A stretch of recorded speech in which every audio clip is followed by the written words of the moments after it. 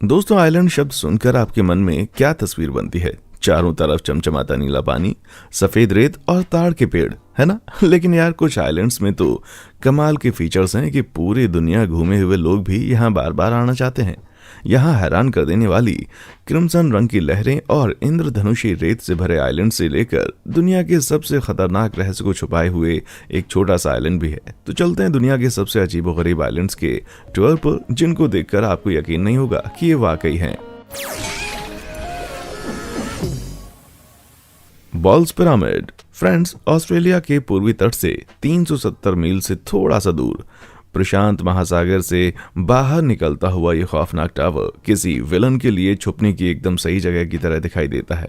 Balls pyramid के नाम से जाना जाने वाला यह भयानक नुकीला समुद्री टावर लगभग 70 लाख साल पहले नष्ट हुए एक पुराने शील्ड वॉल्केनो का कटा हुआ हिस्सा है। ये दुनिया का सबसे ऊंचा समुद्री ढेर है, जिसकी ऊंचाई 1843 फीट है और ये एम्पायर स्टेट बिल्डिंग से लगभग 400 फीट ऊंचा है, जबकि बहुत से लोगों को इसे देखते ही चक्कर आ जाते हैं। वहीं कुछ जांबाज लोगों ने इसकी शानदार ऊंचाई को एक चुनौती की तरह लिया है। 1788 में इसका पता लगने के बाद भी 1965 तक ट्रैवलर्स इस खतरनाक रूप से ऊंची समुद्री टावर पर चढ़ने की हिम्मत नहीं जुटा पाए थे। हालांकि ये पता चला कि इस आइलैंड की ऊंचाई ही इसे सबसे अजीब नहीं बनाती। 2001 में एक एनवायरमेंटल ग्रुप को कुछ भयानक बड़े कीड़ों का एक बहुत बड़ा झुंड वहां मिला, जो उस बंजर टावर पर 330 फीट ऊपर एक झाड़ी पर इकट्ठा हुए थे। ड्रियोकोकेलस ऑस्ट्रेलियस, जिसे लैंड लॉबस्टर और वॉकिंग सॉसेज के रूप में जाना जाता है, उसे 70 से भी ज्यादा सालों से विलुप्त माना जाता था। जबकि ग्रुप के ज्यादातर लोगों ने इस बात की खुशी मनाई, लेकिन मुझे यकीन है कि उनमें से कम एक मेंबर पूरे आइलैंड को जला देना चाहता था। ओकुनोशिमा आइलैंड जापान के इनलैंड समुद्र में स्थित है, लेकिन ज्यादातर लोग इसे रैबिट आइलैंड के नाम से जानते हैं। सिर्फ 2.5 मील लंबा होने के बावजूद ये छोटा सा जमीन का टुकड़ा लगभग 1000 जंगली खरगोशों का घर है। यहाँ रहने वाले खरगोशों को पता है कि आने वाले मेहमान उनके लिए खाना लेकर आते हैं और खाने के पैकेट की आवाज सुनते ही वो खुशी से झूम उठते हैं। हालांकि इस दुनिया की सबसे प्यारी जगह की तरह दिखता है, लेकिन ओकुनोशिमा एक अजीब और डरावना सा इतिहास भी है। इन प्यारे खरगोशों का घर बनने से पहले सेकेंड वर्ल्ड वॉर के दौरान इस आइलैंड पर हजारों टन जहरीली गैस बनाई जाती थी। इस जगह को इतना गुप्त रखा गया था कि उस समय में इस आइलैंड को जापान के सभी नक्शों से हटा दिया गया था। कुछ लोगों का मानना है कि उस समय के दौरान खरगोशों के ऊपर टेस्ट करने के लिए उन्हें इस आइलैंड पर लाया गया था। एक्सपर्ट्स अपनी रिपोर्ट में बताते हैं कि इस जगह को बंद करने के बाद इन मासूम जानवरों को मार दिया गया था। भाई, तो फिर वो यहाँ पर आए कैसे? एक और अफवाह का दावा है कि 1970 के दशक में कई स्कूली बच्चों ने यहाँ कुछ खरगोशों को लाकर छोड़ दिया था और तब से यहाँ खरगोशों की आबादी बढ़ती जा रही है। इस सुंदर मनमोहक जगह में खरगोशों की आबादी हमेशा फलती फूलती रही है, क्योंकि इस आइलैंड पर कोई शिकारी जानवर नहीं है और यहाँ शिकार करने पर पूरी तरह से पाबंदी है। निकोशिमा। दोस्तों, ओकुनोशिमा इकलौता ऐसा जापानी आइलैंड नहीं है जहां झबरे जानवर रहते हैं। जापान के समुद्री तट के चारों तरफ 11 छोटे आइलैंड्स हैं, जो कि हजारों प्यारी बिल्लियों का घर है। पुराने जापानी कल्चर को नापसंद करने वाले लोगों द्वारा इन्हें कैट आइलैंड्स या निकोशिमा आइलैंड्स कहा जाता है। 1940 के दशक में उनमें से कई आइलैंड मछली पकड़ने वाले गांवों से पूरी तरह आबाद हुआ करते थे। लोकल लोगों ने आइलैंड के चूहों का शिकार करने के लिए बिल्लियों को रखा था। चूहे उनकी नावों को गंदा कर देते थे और मछुआरों को जाल बनाने के लिए इस्तेमाल किए जाने वाले रेशम के कीड़ों को मार देते थे। लेकिन जैसे जैसे बिजनेस गिरता गया, वैसे वैसे आइलैंड्स पर इंसानों की आबादी भी कम होती गई और बिल्लियां वहां लगातार फलती फूलती रहीं। लोकल लोगों का मानना था कि इन 4 पैर वाले दोस्तों को खाना खिलाने से किस्मत मेहरबान होती है और पैसा मिलता है, जिसकी वजह से वहां बिल्लियों की पॉपुलेशन बढ़ती गई। एओशिमा जैसे कुछ आइलैंड्स पर बिल्लियों की गिनती इंसानों से ज्यादा हो गई है। आइलैंड की खास आबादी देख करके थोड़ी हैरानी जरूर होती है, पर वो वास्तव में बहुत ही लकी साबित हुई है। कैट लविंग टूरिस्ट की वजह से बिजनेस ने यहाँ फिर से रफ्तार पकड़ ली है। दोस्तों, इन आइलैंड्स पर इंसान और बिल्लियां दोनों ही मोटे ताजे बनने की राह पर हैं। यार, मैं अब यहाँ एक छोटा सा सर्वे करना चाहता हूँ। अगर आपको मौका मिले तो आप इनमें से किस अजीब आइलैंड पर जाना पसंद करेंगे? रैबिट आइलैंड या कैट आइलैंड? रैबिट के लिए उस लाइक बटन को हिट कर दो और कैट के लिए उस सब्सक्राइब बटन को। लेकिन अगर आप मेरे जैसे और सोचते हैं कि दोनों बटन बड़े प्यारे हैं, तो दोनों को ही क्लिक कर दो यार। हाँ, तो कहाँ थे हम? Christmas island. क्रिसमस आइलैंड नाम सुनते ही इससे मिलने वाली खुशी का अंदाजा हो जाता है। इसलिए नहीं कि एक खुश मिजाज लाल मोटा आदमी वहाँ रहता है, बल्कि इसलिए क्योंकि एक छोटे से आइलैंड पर हमें दुनिया का सबसे खूबसूरत लाल और हरा शानदार नज़ारा देखने को मिलता है। ऑस्ट्रेलियन मेनलैंड से 930 मील पश्चिम में स्थित इस छोटे से आइलैंड के समुद्री तट हर साल आश्चर्यजनक लाल लहरों से पूरी तरह से घिर जाते हैं। हालांकि ये एक बहुत ही अजीब क्रिसमस के चमत्कार की तरह दिखता है, लेकिन ये पानी इस आइलैंड के भयानक लाल केकड़े के बच्चों से भरा हुआ है। हफ्तों पहले इन अद्भुत केकड़ों में से 50 मिलियन केकड़े समुद्र तटों पर चले जाते हैं और अपने फर्टिलाइज किए हुए अंडों को समुद्र में हैच होने के लिए डाल देते हैं। फिर सिर्फ अपनी इंस्टिंक्ट के बल पर ही उनके बच्चे आइलैंड पर वापस लौटने का रास्ता ढूंढ लेते हैं। उन लाखों केकड़ों में से कुछ जो समुद्र से जिंदा बचकर निकल जाते हैं, हरे भरे तटों पर फैल जाते हैं। फिर वो आइलैंड के बीचों बीच अपने घर की तरफ तेजी से बढ़ने लगते हैं। वो अपनी मंजिल तक पहुंचने के लिए पत्थरों, सड़कों और यहाँ तक कि इंसानों के ऊपर चढ़कर भी निकल जाते हैं। दोस्तों, मैं सोच रहा हूँ कि उनके इस क्रिसमस स्पिरिट को देखकर क्या सेंटा रेनडियर को इन 50 मिलियन लाल केकड़ों से बदलना चाहेगा। घूमता हुआ आइलैंड। दक्षिण अमेरिकी देश अर्जेंटीना में दुनिया के कुछ सबसे आश्चर्यजनक नेचुरल इलाके हैं, लेकिन उनमें से एक इलाका ऐसा भी है जो कि कुछ ज्यादा ही अलग दिखाई देता है। बड़ा और लगभग पूरी तरह से गोल एक आइलैंड पराना डेल्टा के कीचड़ से भरे दलदल में छुपा हुआ है, जो कि साफ पानी के एक छोटे से चैनल से घिरा हुआ है। लेकिन इस आइलैंड की अद्भुत सिमेट्री ही इसका सबसे अजीब पहलू नहीं है। 2003 के बाद से ली गई सैटेलाइट तस्वीरों के हिसाब से 387 फीट की ये डिस्क अपनी छोटी झील के चारों तरफ घूम रही है। ये तस्वीरें पानी के किनारे ट्रैकिंग के दौरान ली गई हैं।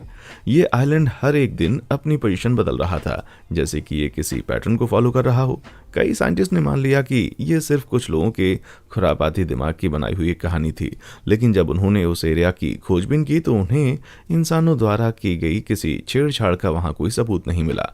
इस अभियान ने साइंटिस्ट के मन को बहुत सारे सवालों से घेर लिया था। इतना परफेक्ट दिखने वाला फॉर्मेशन आखिर इतना नेचुरल कैसे हो सकता है?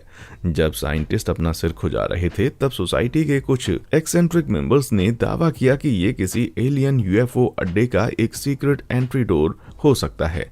लेकिन फिर एक प्रैक्टिकल ऑब्जर्वेशन के दौरान आइलैंड के राउंड शेप और आइस डिस्क के बीच एक कंपैरिजन किया गया। जमे हुए पानी के ये चौंका देने वाले घेरे तब बनते हैं जब वाटर करंट आइस की तरफ बह रहा होता है और इसे एक क्लॉकवाइज पैटर्न में घुमाता है और इसकी रेगुलर एजेस को घटा देता है। ये मानते हुए कि ये आइस डिस्क और अर्जेंटीना की आई डिस्क एक ही थ्योरी पर काम करती है, ये पॉसिबल है कि दलदल के ठीक नीचे स्लो मोशन में करंट दौड़ रहा हो, जिससे आइलैंड घूम रहा हो और इस तकनीक की वजह से झील को राउंड शेप में काट रहा हो। दोस्तों, हालांकि ये थ्योरी पूरी तरह से सही नहीं है, लेकिन इससे ये तो पता चल जाता है कि अर्जेंटीना पर स्पेस सूट पहने इन छोटे हरे आदमियों ने अभी तक हमला क्यों नहीं किया। मिगिंगो एक फुटबॉल मैदान के आधे से भी कम साइज का होने के बावजूद मिगिंगो आइलैंड की समस्याएं बहुत बड़ी हैं। ये अफ्रीका की सबसे बड़ी मीठे पानी की झील कही जाने वाली विक्टोरिया झील के पूर्वी किनारे से कुछ ही दूर है। इस पानी में मछलियां न केवल भरपूर मात्रा में हैं, बल्कि वैल्यूएबल भी हैं, जो मछुआरों को आइलैंड पर अपनी किस्मत आजमाने का लालच देती हैं। वहां रहने वाले मुश्किल से 500 लोगों ने उस ऊबड़ खाबड़ टावर को कोरोगेटेड आयरन शेल में बदल दिया है, जो एक कवच पहने हुए किसी बड़े कछुए की तरह दिखाई देता है, जबकि ये किसी गॉडजिला से लड़ने के लिए एकदम तैयार मालूम होता है। लेकिन इस छोटे से आइलैंड को और भी ज्यादा खतरों का सामना करना पड़ता है। 2004 में कीमती मछलियों को पकड़ने के लिए इस आइलैंड ने कुछ खूंखार समुद्री लुटेरों का ध्यान अपनी तरफ खींच लिया, जिससे केन्या और युगांडा दोनों ने इसका बचाव करने के लिए इस पर अपना दावा ठोकने की कोशिश की। अफ्रीका के लोगों ने मिगिंगा आइलैंड की इस लड़ाई को अफ्रीकाज स्मॉलेस्ट वॉर नाम दे दिया। हालांकि गूगल अर्थ में क्लियरली दिखता है कि ये आइलैंड केन्या के पानी में है। फिर भी युगांडा का दावा है कि ये फोटो गलत है और वो लगातार पीछे हटने से इनकार करता रहता है। जितनी डिप्लोमेटिक ये बहस है, उससे कहीं ज्यादा इंटरेस्टिंग होगा केन्या और युगांडा को गॉडजिला स्टाइल के कुछ असली राक्षसों के साथ लड़ाई करते देखना। दोस्तों, अगर उन्होंने ऐसा किया तो आपको क्या लगता है, कौन जीतेगा, केन्या का किलर कॉन्ग या युगांडा का बड़ा सा मुटो? The world islands. ज्यादा लोग ये दावा नहीं कर सकते कि उनके पास दुनिया में सब कुछ है, लेकिन यहाँ रहने वाले लोग तो ये कह सकते हैं भाई, क्योंकि जब आप जूम आउट करेंगे तो आप देखेंगे कि इस आदमी ने दुबई के तट के करीब समुद्री अरब के वर्ल्ड आइलैंड्स में से एक पर खुद के लिए घर खरीद लिया है। पर्शियन गल्फ से निकाली गई रेत का इस्तेमाल इन 300 आइलैंड्स को बनाने के लिए किया गया था। ये रेत टोटल 11 बिलियन क्यूबिक फीट है। इस आइलैंड ग्रुप को वर्ल्ड मैप के शेप में बनाया गया है। ये प्रोजेक्ट जो लाखों स्क्वायर फीट की कोस्ट लाइन तक फैला हुआ था, इतना बड़ा था कि एस्ट्रोनॉट स्पेस में रहते हुए इसकी प्रोग्रेस को देख सकते थे। हर बने हुए आइलैंड का नाम एक देश के नाम पर रखा गया था, इसलिए जिन लोगों ने उन्हें खरीदा था वो दुनिया के एक टुकड़े के मालिक होने का दावा कर सकते थे, बिल्कुल अरबपति रिचर्ड ब्रैंसन की तरह, जिन्होंने 2006 में ग्रेट ब्रिटेन को खरीदने की पेशकश की। आप सोच रहे होंगे कि यार ये आदमी अरबपति है, लेकिन फिर भी इन रेत भरे बीचेस पर फोटो खिंचवाने के लिए बंदे ने ऐसा सस्ता और चटक दिखने वाला सूट पहना है। लेकिन भाई, भले ही वो सस्ता दिख रहा हो, इनमें से किसी एक आइलैंड को खरीदने के बारे में सोचने के लिए आपको $1 मिलियन के खजाने की जरूरत पड़ेगी। इनमें से सबसे सस्ता $7 मिलियन से शुरू होता है, जो बढ़कर $1.8 बिलियन तक जाता है। हालांकि इसका कंस्ट्रक्शन 2003 में शुरू हुआ था, लेकिन 2008 के मार्केट क्रैश ने इस प्रोजेक्ट की कंप्लीशन डेट को 2020 तक धकेल दिया था। दोस्तों, अभी भी इन अधूरे आइलैंड्स को पूरा होने में बहुत वक्त लगेगा। छुपा हुआ इंद्रधनुष। आइलैंड नेशन कहा जाने वाला मॉरिशस चमकीले रंगों के अपने समुद्री नज़ारों के लिए जाना जाता है। आप माने या ना माने, इस छोटे से आइलैंड के बीचों बीच आपको और भी खूबसूरत रंग देखने को मिलेंगे। मॉरिशस की 7 रंगों वाली ये खूबसूरत दुनिया साउथ में शेमरेल के नाम से जाने जाने वाले एरिया में पाई जा सकती है। ये सबसे अनोखे और चमकीले रंगों से बनी धारीदार मिट्टी की एक चादर जैसा है, लेकिन इस आश्चर्यजनक मिट्टी के पीछे का विज्ञान और भी रोमांचक है। ये पूरा आइलैंड एक एक्टिव वॉल्केनो हुआ करता था, जो लगभग 20 लाख साल पहले फटा था। समुद्र के साथ ज्वालामुखी के विस्फोटों से निकलने वाले लावा में बहुत ही अजीब बदलाव हुए, जिसने धीरे धीरे सख्त पत्थरों को लोहे और एल्यूमिनियम ऑक्साइड जैसे मिट्टी के कणों में बदल दिया। हार्ड ब्लैक बसाल्ट से उलट ये मिनरल्स चमकीले लाल और ऑरेंज से लेकर शानदार ब्लू और पर्पल रंगों में भी होते हैं। यार, इस आइलैंड पर गाड़ी चलाना रियल लाइफ में मारियो कार्ट के रेनबो रोड पर ड्राइविंग करने जैसा होता होगा। लिटला डायमंड। शानदार furrow island north Atlantic ocean के खतरनाक पानी में बहुत दूर स्थित है। किंगडम ऑफ डेनमार्क ने जिन पर अपनी मालिकी का दावा किया, ये उन 18 वॉल्केनिक लैंडमार्क्स की चेन का एक कलेक्शन है। इन आइलैंड्स में सबसे छोटे और सबसे खूबसूरत लिटला डायमंड की एक बेहद खास विशेषता यह है कि इसके पास अपना पर्सनल क्लाउड है। 1358 फीट की ऊंचाई पर जब गीली हवा चलती है तो तापमान गिर जाता है और हवा में पानी एक लेंटिकुलर क्लाउड की तरह जमने लगता है, जिससे बादलों की एक नरम टोपी जैसी बन जाती है और ऊंचाई को कवर कर लेती है। मीलों दूर से ये पहाड़ ग्रीन जेली के ऊपर व्हिप्ड क्रीम लगाया हुआ जैसा दिखाई देता है।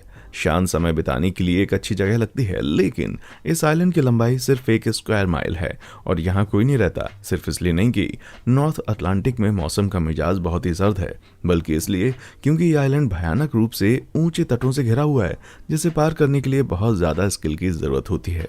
यार, इतना खतरनाक ट्रैक पार करने में जो रिस्क लिया है, उसके लायक नज़ारे भी मिलने चाहिए। वॉल्कन पॉइंट। अगर इंसेप्शन मूवी एक आइलैंड होती तो आप शर्त लगा सकते हैं कि ये वॉल्कन पॉइंट होता। वॉल्कन पॉइंट सपने के अंदर एक सपना नहीं है, बल्कि एक आइलैंड है जो एक झील में है, जो एक ज्वालामुखी में है, जो एक बड़े आइलैंड में है, जो एक आइलैंड ग्रुप है, जो प्रशांत महासागर में है। ये छोटा सा अद्भुत आइलैंड ताल वॉल्केनो के गड्ढे के अंदर है, जो फिलीपींस का दूसरा सबसे एक्टिव वॉल्केनो है। ये ज्वालामुखी लुजोन आइलैंड पर ताल झील के नाम से जानी जाने वाली एक झील में स्थित है।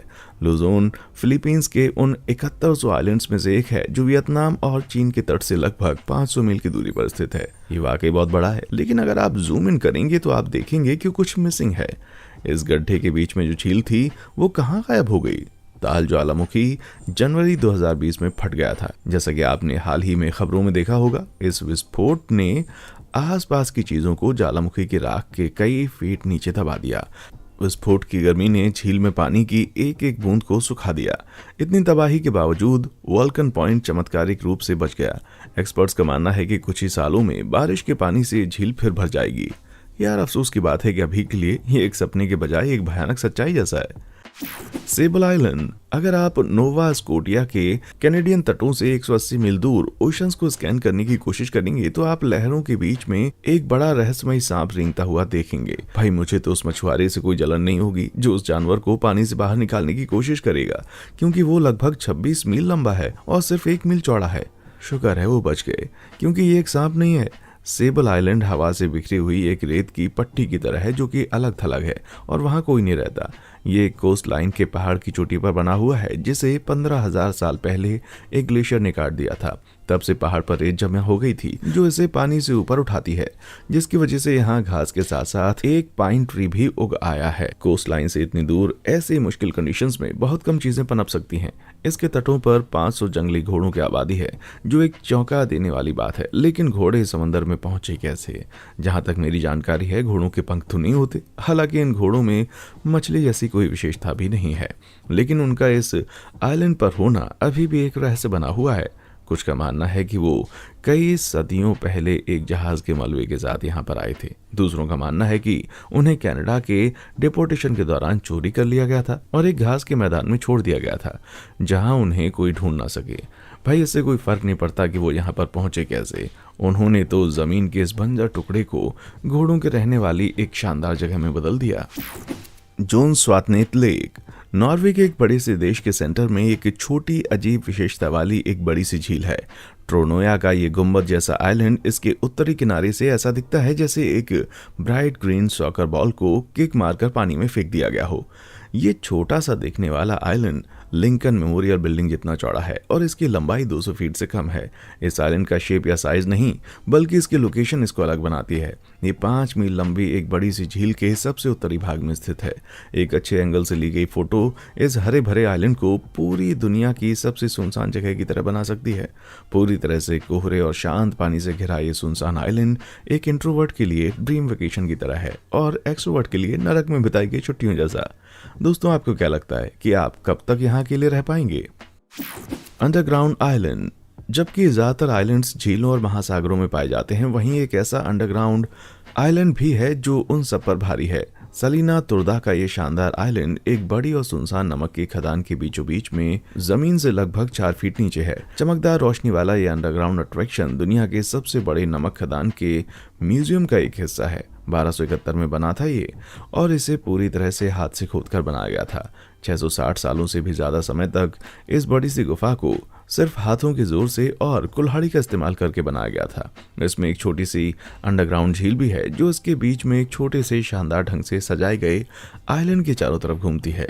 रोशनी की उस चमक में सब कुछ बहुत ही शानदार दिखाई देता है। यार, मैं उम्मीद करता हूँ कि वहां कभी बिजली गुल ना हो। रुनित आइलैंड उत्तरी प्रशांत महासागर के दूर दराज के इलाके में एक आइलैंड है जिसमें एक आधा रहस्य दफन किया गया है। मार्शल आइलैंड्स के टॉप पर मौजूद एनविटाक अटोल की प्राकृतिक सुंदरता अजीब शेप वाले रुनित डोम जैसी दिखाई देती है। ये एक विशाल कंक्रीट स्ट्रक्चर है जो एक क्रैश होकर गिरे हुए यूएफओ की तरह दिखता है। हालांकि इस 18 इंच के कंक्रीट कैप के अंदर कोई भी एलियन नहीं छिपा हुआ है भाई। इसके अंदर असल में 1,11,000 cubic yard man made radioactive waste है जो लगभग 34 ओलंपिक साइज के स्विमिंग पूल्स जितना है। इसे 1977 में बनाया गया था, जब 1940 और 1950 के दशक में दूर दराज के आइलैंड को यूएस न्यूक्लियर बॉम्ब साइट्स के रूप में इस्तेमाल किया गया था। 1.6 हिरोशिमा बमों के बराबर 12 सालों तक हर दिन वहां विस्फोट किया गया, जिसने उन आइलैंड्स को रेडियो एक्टिव मलबे से ढक दिया। जब सफाई करने का टाइम आया तो कांग्रेस ने इस बड़े डिकंटेमिनेशन प्रोग्राम के लिए पैसा देने से इनकार कर दिया। अमेरिकी सैनिकों ने आइलैंड से पॉल्यूटेड मिट्टी को खुरचकर सीमेंट में मिला दिया। फिर उन्होंने 350 फीट के ब्लास्ट क्रेडर में इसको डाल दिया और इसे कंक्रीट के पैनल से सील कर दिया। उसके बाद मार्शल आइलैंड्स गवर्नमेंट को इस साइट की जिम्मेदारी सौंपी गई। वो इस फैसले से बहुत ही नाराज थे और उन्होंने इस साइट को द टॉम जैसा भयानक नाम भी दे दिया। 40 से ज्यादा सालों के बाद दरारें अब सचमुच यहाँ दिखने लगी हैं। टॉम के कुछ हिस्से टूटने लगे हैं, जिससे आसपास के समुद्र और मिट्टी में जहरीले रेडिएशन के रिसाव की आशंका बनी हुई है, जबकि अमेरिका ने कभी औपचारिक रूप से इसकी माफी नहीं मांगी है। ये जगह एक टाइम बॉम्ब बन गई है जो कभी भी फट सकता है। हालांकि ये जगह एक स्वर्ग ही हो सकती थी। Floating island. बादलों से घिरे आसमान में मालदीव के शानदार नीले समुद्र को देखकर आपकी आंखें सोचने पर मजबूर हो सकती हैं कि इस देश के आइलैंड शायद तैर रहे हैं। लहरों के ऊपर और नीचे से देखने में बहुत ही अद्भुत लगते हैं, पर मुझे आपको ये बताते हुए अफसोस हो रहा है कि ये आइलैंड तैरते नहीं हैं। ऐसा इसलिए है क्योंकि मालदीव में कम से कम 1200 तरह के कोस्टल इकोसिस्टम हैं, जो लगभग 1 वर्ग मील से लेकर कुछ फीट तक ही फैले हुए हैं। उन सभी को सर्कुलर क्लस्टर में एक साथ देखा जा सकता है, जिसे एटोल कहा जाता है। ये एक लंबे समय से विलुप्त हो चुके समुद्री ज्वालामुखियों के अवशेष हैं। लाखों साल पहले जब वे फटे थे तो फटने वाला लावा सख्त हो गया और धीरे धीरे एक आइलैंड में बदल गया। समय के साथ कोरल्स और वाइल्ड लाइफ ने इनके नीचे पनपना शुरू कर दिया, जिससे यहाँ बड़े बड़े फ्रीजिंग रीफ बनते चले गए।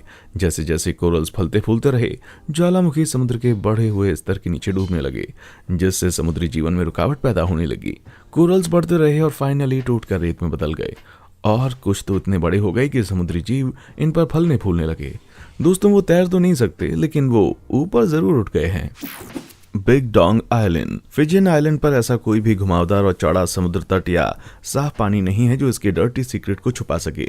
ऊपर से एक नजर देखने से पता चलता है कि असल में स्वर्ग कहा जाने वाला ये टुकड़ा आइलैंड के साइज जितना है और इसका शेप एक लव सॉसेज के जैसा है, जिसमें गोनाड भी है।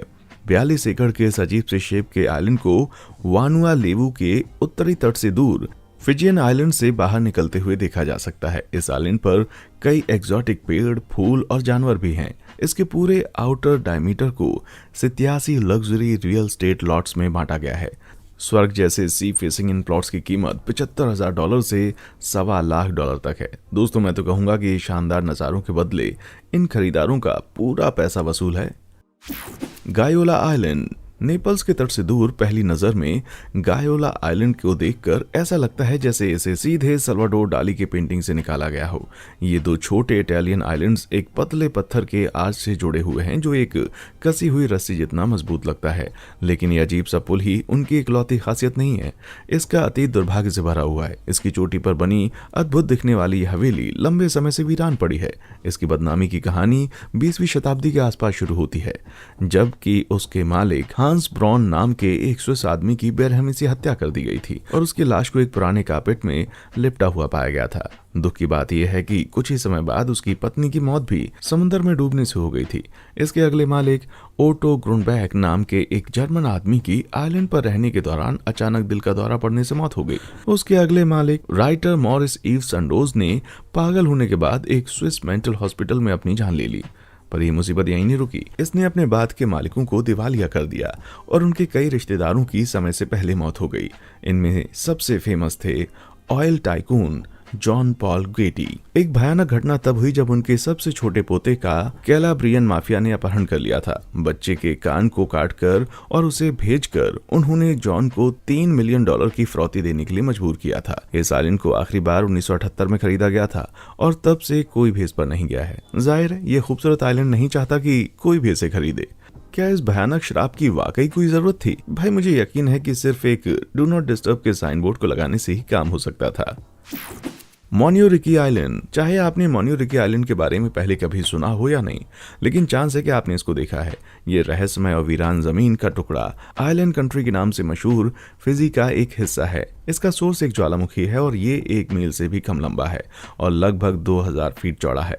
ये आइलैंड चारों तरफ से शानदार कोरल रीफ से घिरा हुआ है और इसकी गहरी नीली लहरें, नीले लगून और हरियाली को देखकर ऐसा लगता है कि ये फंसने के लिए इतनी बुरी जगह भी नहीं है। हैरानी की बात तो यह है कि यहाँ एक जाना माना चेहरा पहले ही फंस चुका है।